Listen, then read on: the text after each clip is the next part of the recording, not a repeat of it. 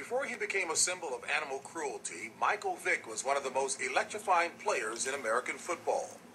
As quarterback of the Atlanta Falcons, he was the highest paid player in the league, and he pulled in tens of millions of dollars in endorsements.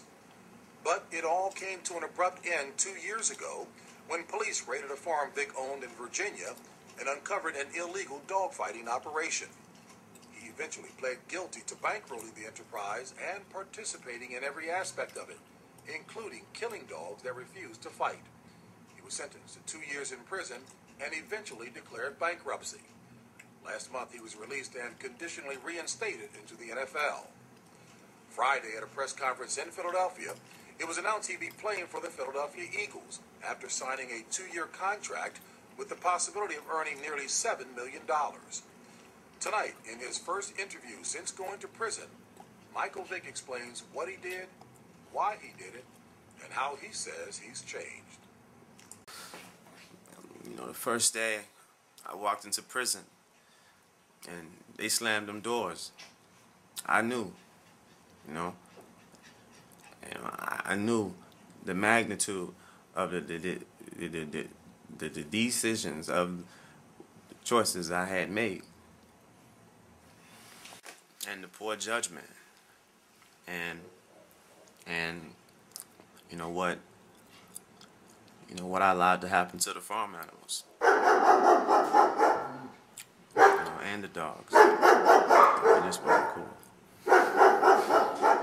And there's no way of explaining,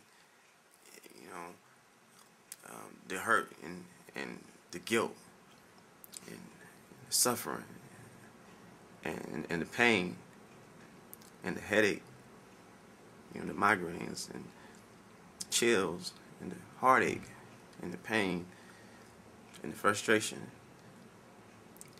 and the sympathy and the torture, and the demons that I felt.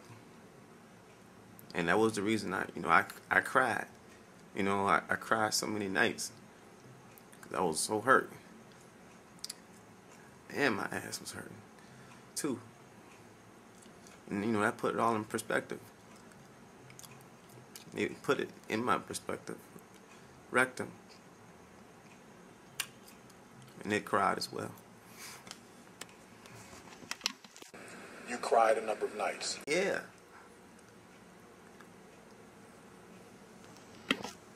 About? What I did. Been away from my family. Letting so many people down. Letting myself down. Letting Oprah down. Letting Obama down. Letting Mickey Mouse down.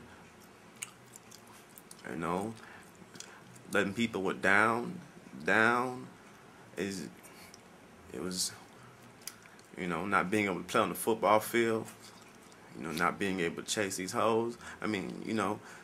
Set goals. Writing. It just wasn't cool. I'm writing, poetry and, writing letters and, sleeping in, prison bunks and people's beds. Prison beds. And, that wasn't the way it was supposed to be. That wasn't my life. It became thug life. That was Tupac's life. Wasn't Mike Vick's life.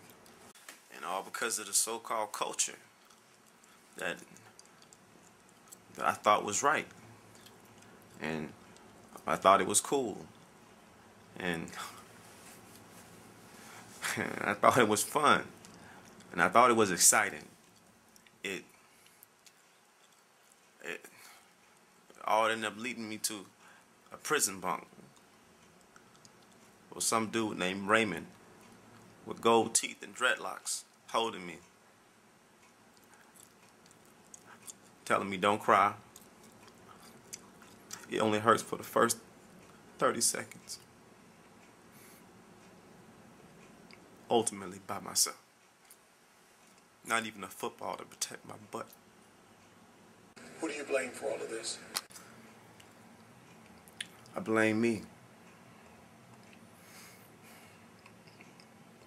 And DMX and the Rough Riders for always barking in their songs and having pets in their videos.